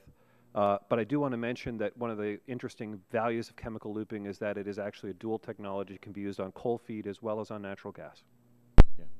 And I'd just like to add that we're doing everything we can to push that technology forward. Well, and I guess my question is that assuming that it goes well, do you all think you're ready to step in and say, okay, we'll help fund this at some plant, because we really need some help in the coal fields, and I see this as the light at the end of the tunnel. I don't see how it can possibly be done in less than 7 years, and that's with the government using the money that it has to take this discovery and make it real for people, where we don't raise the cost of electricity to where people can't afford it, and we continue to use the rich coal resources of central Appalachia. So I began this job just 3 months ago, and in that context, we are considering exactly what pieces we need to build into our research portfolio. One thing that we have begun to realize is that we need second-generation large pilot projects as the critical technical undergirding of those next generation of large demonstrations. We're trying to put together the technical considerations and specifications in partnership with NETL to figure out what that will look like in terms of technical work, milestones, and costs, so that we can bring forward those proposals in future budgets. I appreciate that. I am concerned that we do have the cart before the horse, and that I appreciate what you all are doing moving forward, but I do think that some of the regulations coming out of your sister agency, not you all, but out of your sister agency, are making it hard for people to survive in the coal industry when we see technology coming down the pike that may very well solve the problems that a lot of times we hear of people bringing up in regard to the use of coal. I would have to say, in September of 2012 testimony before the Energy and Power Subcommittee, a representative from Alstom, who you mentioned earlier, a maker of CCS-related technology, said that it is unaware that any supplier of CCS technology is ready or able to offer commercial guarantees for full-scale systems of carbon capture. What does a technology supplier need to know to warrant and be insured for its CCS technologies for use on a coal power plant? Thank you. Since that time, a number of those companies do now offer performance guarantees. In part, that's because we have run these large-scale pilots that they need to validate their technology, and more importantly, they've had installation in some of these large-scale demonstrations.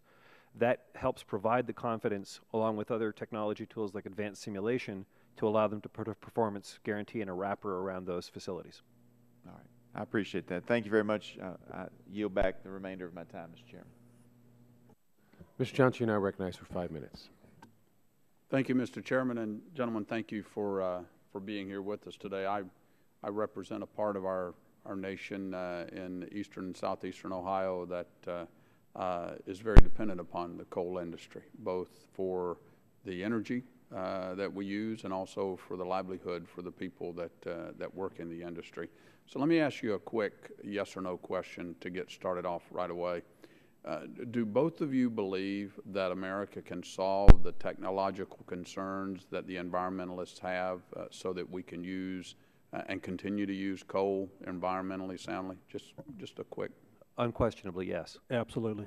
And do you believe that coal and the vast resources of coal that we have should comprise a significant part of our energy portfolio moving forward? Yes, I do. Yes. Okay. Well, thank you. Let me get into some specific questions. In December 2010, the DOE and NETL issued a CCS research, development, and demonstration roadmap. Among the goals of that roadmap was that the DOE would develop technologies that can separate, capture, transport, and store CO2 using either direct or indirect systems that result that result in a less than 10% increase in the cost of energy by 2015. When does DOE and NETL anticipate demonstrating CCS systems that result in less than 10% increase in the cost of energy compared with the non-CCS coal power plants? Thank you again for that question. The issues of cost is just forward in our minds, and we're doing everything we can to reduce it. In that context, we again see a sort of a 2025 timeline for the second generation of technologies to lead to 10 or 15 or 20% cost of electricity increases that are retail costs. Okay. Mr. Clare, any comments? Yeah, correct. And I'd just say that relative to our technology portfolio, that those technologies are in our transformational bucket of technologies. And yes, the 2025 to 2030 timeframe is the current pathway. Okay. Your technology assessment published about a year ago suggests that 3 technologies, which include sorbents and pre-combustion membranes that may help achieve the goal, are only at the concept stage. Would you say that your plans of December 2010 are still on target? Yes, absolutely. In fact, we've seen great progress on a number of those, which at the time were sort of leading technologies. Things like advanced membranes, everything from oxygen separation membranes to CO2 separation membranes. Okay. The money that we've invested has allowed those to go from sort of bench scale to small pilot testing, and in 1 or 2 cases to large pilot testing. That's part of the pipeline and the pathway to that large-scale commercialization. Okay. Yep. Same thing. Over the past several years, the President's budget request for coal R&D funding has steadily declined from a request in FY 2010 for $404 million to most recent request in FY 2014 for $277 million. Congress did not agree with these levels of funding and recently passed an omnibus appropriations bill increasing the funding by more than $100 million. So what does this say about your department's aggressive planning and the administration's priorities to advance coal technology if you're cutting funding for this work? Thank you again for that question. We recognize that the budget process is complicated, that there are many, many competing interests, and so we make our requests and we make our recommendations to the Secretary, and the Secretary brings those to OMB into the White House, and together they figure out what is in fact what they want to put into an omnibus budget. I would say that in general, I think about these kinds of questions as a trade-off with urgency. The more urgency one has, the more one is willing to spend on any particular issue. I understand the budget process, and I realize there are conflicting priorities, but do you agree with the additional funding levels that Congress has appropriated? What I would say is that we have very clear ideas about how we would use that well. And look Good, forward to because that doing was so. my last question, and I'm sorry I got 15 seconds, so let me get that one in. Would you please submit to this subcommittee how you plan to spend this additional funding? Yeah, we'll be happy to take that question for the record and have follow-up with additional meetings. All right, thank you. Mr. Chairman, I yield back. Joni yields back, and now recognize the gentlelady from North Carolina, Ms. Elmers, for 5 minutes. Thank you, Mr. Chairman, and thank you to our panel. Dr. Friedman, as I understand it, without government subsidies, and I think you have already mentioned this, the CCS demonstrations for coal plants would not be going on. Is this correct? Yes, that's correct. Okay. Can you briefly describe to me the taxpayers, how I can go home to my North Carolina taxpayers and explain to them what return they're getting for these subsidies in technology development? There's a handful of benefits that come forward that I think are pretty clear. In the near term, we actually get advanced technology that can be used to underlie manufacturing in the United States. Another thing I would say is that we actually bring a lot of information back to the body public, scientific, technical, engineering, and business information, economic information, which is used to make important investment decisions in the United States. I would add that our enhanced oil recovery projects provide two additional benefits. One of those is with additional secure U.S. oil supply, and the third is actually with the tax revenues from that. Something that is lost by many people is that the additional tax returns on enhanced oil recovery actually pay for all of the government investment in a span of 7 to 8 years. After that, it's actually a net revenue positive. So in my understanding, and assuming that the success of the first generation technologies does take place, there really will not be wide commercial use of these things until like the 2020s. Is that correct? For widespread commercial use, yes, that is correct. For widespread. So is this why the DOE's FY 2014 congressional budget states, and I'm quoting, in the case of electricity generation, first generation CCS technology cost is not expected to be low enough to achieve widespread deployment in this near term? Yes. Yes. Okay. So now, being that that is correct, at a coal gasification facility, the cost of electricity may be increased by 40%. Is this with the current carbon capture and compression technology? Is this? For the first generation technologies, yes, that's correct. So there will be a 40% increase. Where deployed. Where deployed. And at excuse me, and at a pulverized coal plant, this cost of electricity increases up to 80%? Yes, that's correct. That is correct. What size commercial development for coal plants does DOE think is possible with current CCS technology given its highest costs? I'm sorry, one more time. What size commercial deployment for coal plants does DOE think is possible with current CCS technology given its high cost? What? At this point, it would be niche applications. There will be a couple of places in the country, as we heard from Mr. Olson, okay, where you have the correct confluence of opportunity, resource, and revenue. It just, and there again, and I'm probably just asking you to speculate on this, but how many would you say that would be when you say niche? Are we talking about a small, like 1 to 5? Dozen. Maybe a few dozen. A few. Tops. Oh, okay. So 24. But I would not consider that widespread across the country. About. It's kicking around numbers, sure. Okay. Okay. That's good, and I appreciate that. Thank you very much, Mr. Chairman. I yield back the remainder of my time. Thank you. Now recognize Mr. Long for 5 minutes. Thank you, Mr. Chairman, and thank you all for being here today and your patience so far. Mr. Clara, has the Department of Energy estimated how many billions of tons per year will need to be stored if the United States is to sequester a substantial portion of coal-based carbon dioxide?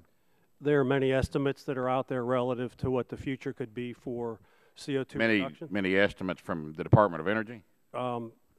We rely mainly on estimates from others. So, for example, the Intergovernmental Panel on Climate Change, the Electric Power Research Institute has looked at these. Do you know a ballpark range on how many billions of tons they're talking about? Have you looked at any of that or not? Well, some of the estimates, and we could give you specifics for a record question for the record, but some of the specifics would be looking at CCS having to handle potentially 20% or more of the reduction needed to get to CO2 stabilization. And yes, that could be in the range of, 1 billion tons or more. billion or multiple billions? I'd have to go back and look. Okay, if you wouldn't mind, if you can get that for Absolutely. my staff, I'd appreciate it. Yep. And Dr. Friedman, I'd like to draw your attention to this major CCS, which is carbon capture and sequestration demonstration projects, project locations, and cost share. This is a document that you all provided to the committee, is it not, in your packet? Sir. Yes, sir. Okay. I heard it recently mentioned that there are several capture and storage projects that are up and running now. There's been a lot of discussion on that here today, and yet from this graphic that you all provided, almost all these projects displayed have start dates that are a few years down the road. 2017 estimated start date, 2017, 2019, 2016, 2012, 2017, 2014, and 2015, which are all, as I say, down the road. And according to recent congressional research report on carbon capture and sequestration, the Department of Energy has spent approximately $6 billion on CCS since 2008, most of which came from the stimulus bill that was passed a few years ago. And according to the capture, transport, and inject industrial scale quantities of CO2 solely for the purpose of carbon sequestration, can you clarify one final time, I guess, for the committee, why we're hearing different things and the sites, and if you could cite any commercial scale carbon capture and sequestration projects that are currently now up and running, generating electricity? Right. Again, so to clarify, there are a number of large-scale industrial facilities operating in the United States and around the world. There are 12 large projects which the Global CCS Institute recognizes. With respect to power generation, the closest fit is the Beulah, North Dakota plant, which generates synthetic natural gas. That gas goes into the pipeline and is used to generate power. It is not a power plant per se. It is a synthetic natural gas facility. It's a synthetic natural gas facility. Yes. It was built actually in the early 80s when there was an expectation that we would have decreased production of natural gas in the country and we needed to generate synthetic natural gas. That plant is kind of missed their bet there, didn't they? One of the reasons why we do everything we do is that the future is opaque, and it's important to prepare as many options for the market as possible. That's why I think that the private sector should be involved in more of this than the government. But I'll stick with you, Dr. Friedman. Does the Department of Energy intend to intervene to make sitting pipelines for distant carbon injection a more realistic option? I understand this has been a barrier to some utilities who want to pursue CCS projects. What I can say is that we have so for any project that we have been involved in, we have supported the development and the deployment of those pipelines. Where we see opportunities for regional networks to emerge that would help anchor CCS industries and large coal projects, we are keenly committed to seeing those pipelines come forward. One example of this is actually the support we've given to the FutureGen project in the FutureGen Alliance and their efforts to build a pipeline within Illinois. Okay, okay. And Mr. Chairman, I yield back and thank you all again for your time. Mr. Chairman, if I can clarify something for the record? Yes. Thank you. This actually had to do with respect to Representative Elmer's questions. She was asking about the price of capture. The answers which I gave were for a high fraction of capture, basically 90 or 95% capture. At smaller fractions of capture, say 50% capture, the actual integrated cost is much less, and that's relevant with respect to how you can deploy either modular units or smaller fractions of capture on the newer existing fleets. Is that in reference to a question about the 40% increase in costs? Yes, exactly. And that's, do you have the information or can provide it for this committee in addition to her questionnaire about what this breaks down to in a cost per megawatt generation and what this would then cost the average family? Do you have that information now, or is that something you can get to us? We'd prefer to bring that to you as a question for the record and give it back to the committee later. We have made many of those kinds of calculations. Again, it's the excellent work of National Energy Technology and their assessment teams have done that for a wide range of power plants, a wide range of technologies, and a wide range of fuel prices. We're happy to provide that to the committee. That would help the committee and the families who are trying to pay attention to this and see what this means. Of course. Now recognize Mr. Gardner for 5 minutes. Thank you, Mr. Chairman, and I thank the witnesses for joining us today. Mr. Clara, is it correct that successful development and deployment of second-generation technologies are where the Department of Energy expects the cost savings that may help make CCS for coal power competitive in the marketplace? I mentioned earlier, but we have 3 buckets of technologies that we're going after. First generation, which are the technologies deployed now. Second generation is what you're referencing, and then we have transformational technologies. And with second generation technologies, we are headed toward a reduction in cost as indicated by your remark. And what is Nettle's assessment of the readiness of the technologies most critical to driving down costs?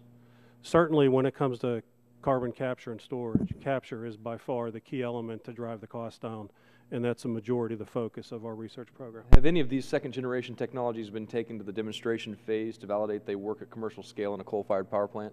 Not at this time, Not at this time? generation, yeah. So demonstration of those would be part of our out-year planning. Dr. Friedman, about how much of DOE's $7.6 billion over the past decade has been dedicated towards the second generation technologies? The overwhelming majority of the $7.6 billion that we've dedicated so far is actually to the large-scale commercial demonstrations. So, but in that context, to generate and develop the second demonstration technologies, as you said, we've put already several hundred millions of dollars into that research effort. Okay, and the information that I have says that we've spent around $3 billion towards the second generation technologies. Would that be correct, of the $7.6 billion? No, I don't think that is correct, actually. Okay. Maybe we can continue. We'd be happy to clarify further. that, yes, sir. When do you expect demonstrations of these second generation technologies will be completed? The question is actually how quickly can we pilot them first? That's the critical linchpin. Once they've been piloted at, say, that 20 to 50 megawatt scale, then the next step is commercial demonstration. Okay, and how long until piloted? One of those technologies is in fact being piloted now. For most of them, it's a question of, how quickly can we put together the project. Okay, and so a major scale, that's 20 to 50. What did you say, 20 to 50? So we're looking for, the soonest that we could get second generation pilots up would be in 2015, 2016 kind of timeline. For solicitations, maybe 2018 demonstration, and then large-scale demonstrations of those technologies between 2018 and 2025. Okay. And do you or Mr. Clara have an estimate for when those technologies will be available commercially, warrantable, insurable, fundable in the open market? For the second generation technologies, again, you need to have the large-scale pilots before they can get to a warranty stage. And you said around 2022 would be about when they get to demonstration? You might be able to do things sooner than that. I would point actually to an existing program we have under our cross-cutting budget line, which is the Carbon Capture Simulation Initiative, in which we're trying to use advanced supercomputing technology to accelerate the sureness by which companies can provide those kinds of performance guarantees. So would it be safe to say that we're looking at, based on current cost estimates, commercially warrantable, insurable, and fundable in the open market, we're looking at around 2030 or so, maybe Sooner beyond? than that, but 2020 to 2025 timeframe, yes. Can you describe in lay terms what the scale of cost savings will be expected for the so-called second generation technologies? To a first cut, we expect the cost to get cut in half.